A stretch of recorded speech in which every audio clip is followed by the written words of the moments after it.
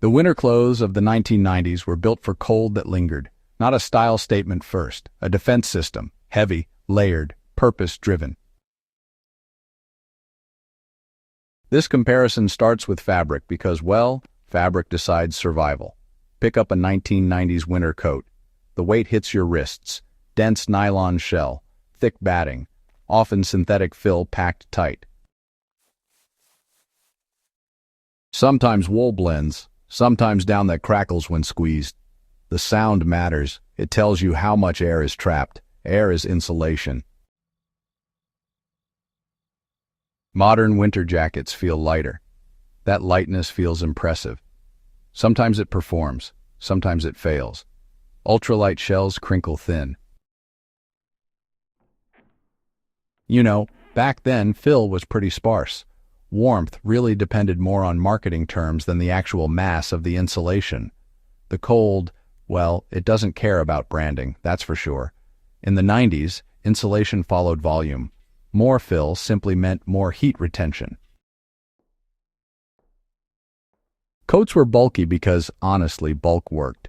But movement, yeah, it felt restricted. Your shoulders would resist rotation, and sleeves would brush up against fabric every time your arms swung. That friction, it meant thickness. And thickness, well, that meant warmth. These days, modern cuts are all about chasing mobility. You see slim profiles, tapered waists, and shorter hems, but cold air, well, it finds those gaps real fast. Wind cuts through exposed seams. Design assumes movement generates heat. That assumption fails when standing still. Look at winter pants from the 1990s. Snow pants were stiff, canvas or heavy nylon, reinforced knees, wide legs, air pockets formed inside. Each step pushed warm air downward, then back up. That pumping effect kept legs warm. Modern winter pants fit close. Stretch fabrics hug your skin. Heat, well, it just bleeds out faster.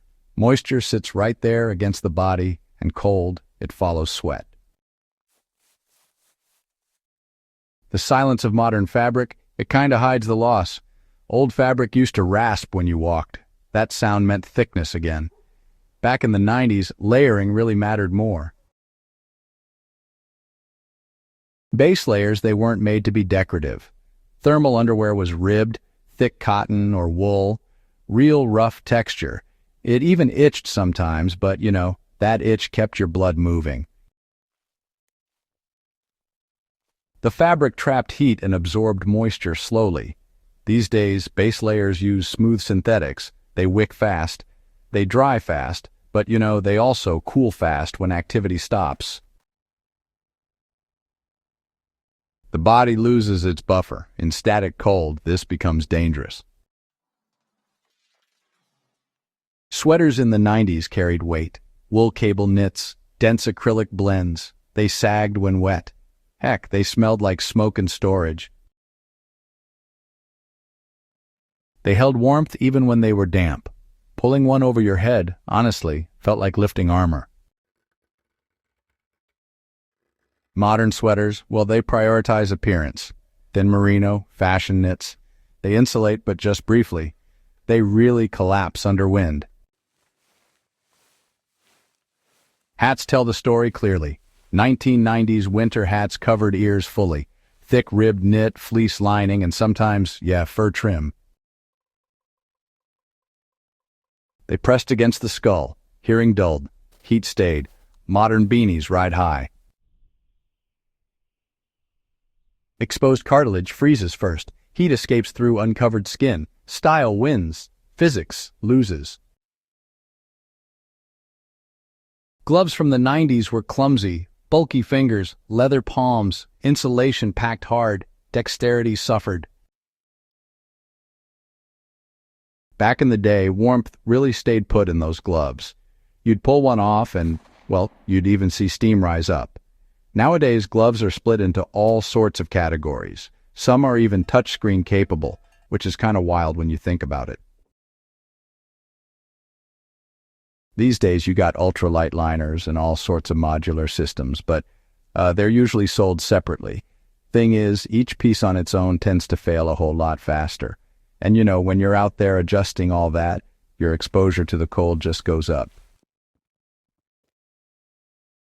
Boots, well, they pretty much define winter survival. Boots from the 1990s were heavy, no doubt about it. They had thick rubber soles, felt liners, and those high shafts that really kept the snow out. Back in the 90s, laces would actually cut into your gloves while you were tightening up your boots, but hey, your feet stayed dry, and well, dry feet stay warm. Nowadays, modern winter boots, they're all about chasing comfort. So, now we've got foam midsoles and lower profiles. Water resistance has kind of replaced true waterproofing. But once that insulation gets soaked, it just collapses, Cold would climb upward, plain and simple. Folks in the 90s just accepted discomfort as part of the deal. Stiffness meant protection, weight meant insulation, and noise, well, that just meant there was real material in there. You felt equipped, but modern winter wear really assumes just brief exposure to the cold, like from your car to the building or maybe from the trail to the lodge. Emergency shelters kind of been replaced by convenience these days.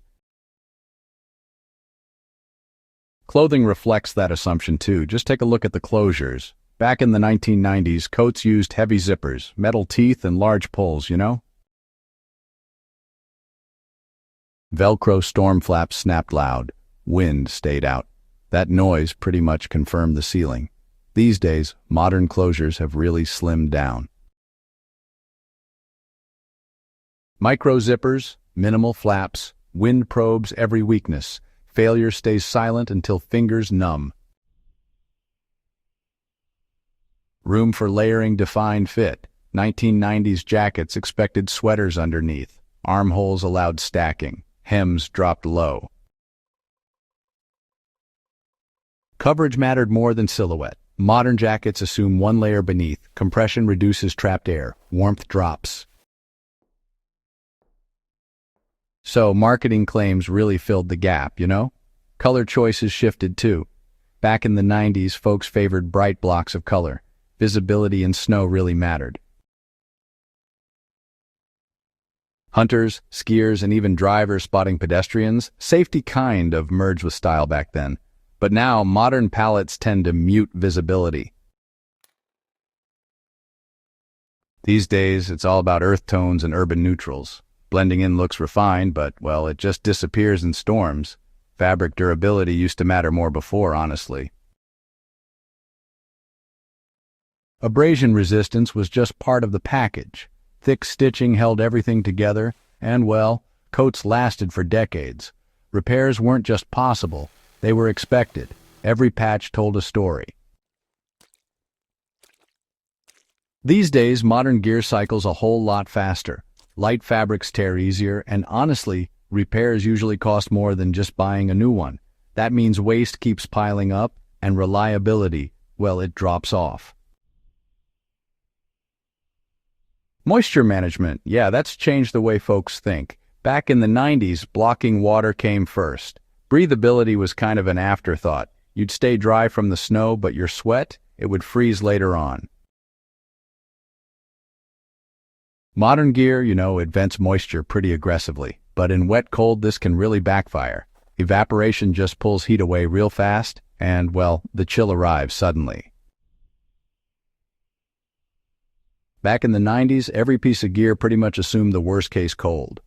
We're talking prolonged exposure, not much movement, maybe even equipment failure. That mindset, it really shaped how things were built. These days, design assumes you've got escape routes, heated cars, climate-controlled rooms, that sort of thing. Clothing just fills the gap, but only briefly. And for survivalists, well, this really matters. Cold injuries begin with small losses, exposed wrists, thin soles, and gaps at the neck. The 90s sealed these by default. Weight-trained endurance. Wearing heavy gear forced pacing, slower movement conserved energy, and breath stayed steady. Light gear encourages speed and sweat rises. Stops become dangerous. Heat dumps fast and, well, sound returns as a signal.